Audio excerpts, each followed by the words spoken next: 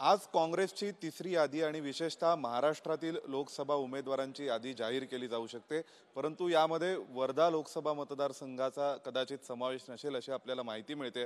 आपल्या सोबत आहेत काँग्रेसचे 2019 मधील वर्ध्यातील उमेदवार शैलेश अग्रवाल। आपण त्यांच्याकडून जाणून घेऊया त्यांच्या काय भावना आहेत। मागच्या वेळी मी रिबेल लढलो होतो, पण तिसऱ्या क्रमांकावर होतो। आता इच्छुक उमेदवार होतो, अजूनही आहे असं म्हणायला हरकत नाही। खऱ्या अर्थाने विनोबाजींची गांधीजींची कर्मभूमी राहिलेला वर्धा आहे, सेवाग्राम आश्रम आहे, ही काँग्रेसची राजकीय धरोहर आहे।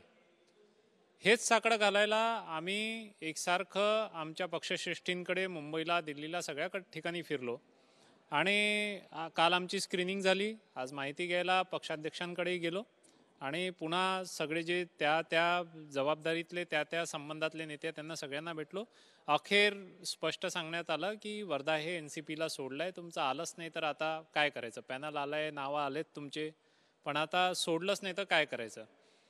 असं वाटतंय की खूप खंताची बाब आहे की आमच्या सर्व वरिष्ठ नेत्यांनी, म्हणजे मी कोणत्याही एका नेत्याला दोष देत नाही, पण खालून घेऊन जिल्ह्याच्या नेतृत्वापासून तर राष्ट्राच्या नेतृत्वापर्यंत गांधींची कर्मभूमी, विनोबाजींची कर्मभूमी, स्वातंत्र्याच्या संग्रामाची ओळख आणि वर्धा सेवाग्राम या आठवणींना जर आपण मूठमाती देत असू आणि या ठिकाणी जर आपण अलायन्सला सोडत असू ही जागा, एखादी उभ्या महाराष्ट्रातली कोणती जागा आपल्याला त्यांना सोडता आली असती किंवा सोडायला पाहिजे। आणि मुख्यतः हे जे अलायन्स झालं, हे आमचं अलायन्स जे आहे हे इलेक्टिव्ह मेरिटच्या आधारावरती अलायन्स झालं।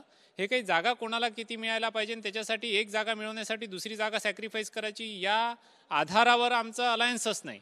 तर त्या ठिकाणी राष्ट्रवादीचा आम्ही 6 विधानसभा क्षेत्र आमच्या लोकसभेत येतात वर्धात, एकच विधानसभा क्षेत्रात राष्ट्रवादी लढते, तिथे ती 50,000पेक्षा जास्त मतांनी पडते आणि त्या ठिकाणी आमचा एक आमदार आहे। एक अलायन्सला आम्ही राजू शेट्टींना सोडला होता, तो आमदार आहे आणि आमचा कमीत कमी वर्धा विधानसभेतून पडलेला आमदार 2000च्या फरकाने पडला, तर आमचा जास्तीत जास्त फरकाने पडलेला जो आमदार आहे तो आर्वीचा आमदार आहे, तो 13,500 मतांनी पडला।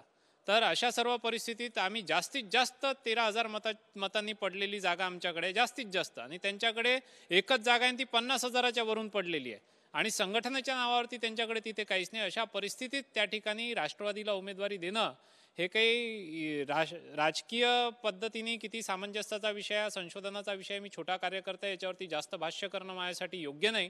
पण हे निश्चित आहे की वर्धा लोकसभा क्षेत्र काँग्रेसचा राजकीय दृष्ट्या पाहिला तर राजकीय विरासत आहे, ही आत्मा आहे काँग्रेसची, ही काँग्रेसकडे राहायला पाहिजे होतं, एवढंच मी या निमित्तानं बोलू इच्छितो। पण कुठेतरी काय कारण असू शकतं की काँग्रेस वर्ध्यासाठी भांडायला तयार किंवा वर्धा आपल्याकडे घेण्यासाठी तयार नाही झालं, इतक्या सगळ्या जमेच्या बाजू असून पण तुम्हाला काय वाटतंय काय कारण असेल? सोपं कारण आहे, मी तुमच्या समक्ष आहे, राजकीय अस्पृश्य आहे, मायनॉरिटीमधून येतो।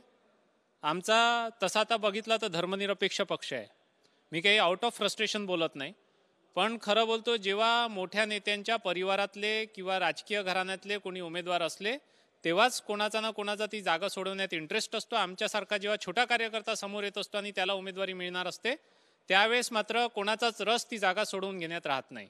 म्हणून उमेदवार नसल्याची चर्चा आणि वावड्या उडवणं म्हणजे उमेदवार हा उमेदवार म्हणून जमायलाच नको। बेसिकली इथून तयारी करतात लोकलचे जे हे राजकीय घराण्यातून आलेले, घराणेशाहीतून आलेले नेते आहे, हे तिथून सुरुवात करतात की उमेदवार हा लोकांपुढे उमेदवार म्हणूनच प्रोजेक्ट होऊ नये, तिथून यांची सुरुवात असते, प्रयत्न असतात आणि सरते शेवटी ते प्रयत्न इथे जातात की आपल्याला तर लढायचं नाही, आर्थिक खर्च करून फायदा नाही, आपण निवडून येणार नाही, असे सगळे अंदाज बांधले जातात आणि त्याच्यानंतर ती जागा सोडल्यापर्यंत ती मजल जाते आणि यदा कदाचित मग तुम्ही तयारी करा 4-6 महिने, वर्ष, 2 वर्ष, 5 वर्ष, आणि त्यांना जेव्हा जमेची बाजू दिसायला लागते तेव्हा मात्र खासदार बनण्यासाठी, खासदार बनण्यासाठी मोठ्या प्रमाणात मग लॉबिंग केल्या जाते, हे या ठिकाणचं सत्य आहे। म्हणून खऱ्या अर्थाने ही जागा जी मिळवण्यासाठी प्रयत्न झाला नाही त्याचं कारण हेच असावं की एक राजकीय अस्पृश्य माणूस त्या ठिकाणी त्या जागेचा खरा दावेदार बनताना दिसतोय, तर मग आपल्याकडे कोणी उमेदवार नाही म्हणून ती जागा सोडून द्यायची। तर आपल्यासोबत होते शैलेश अग्रवाल की आपण पाहिलं असेल की महाविकास आघाडीचं जागा वाटप आणि काँग्रेसची महाराष्ट्रातील उमेदवारांची यादी जाहीर होण्यापूर्वीच काँग्रेसमध्ये वेगवेगळे मतप्रवाह आपल्याला त्यावरून पाहायला मिळत आहेत। व्हिडिओ जर्नलिस्ट प्रवीण दीक्षितांसह सोमेश कोलगे, एबीपी माझा, नवी दिल्ली। एबीपी माझा, उघडा डोळे बघा नीट.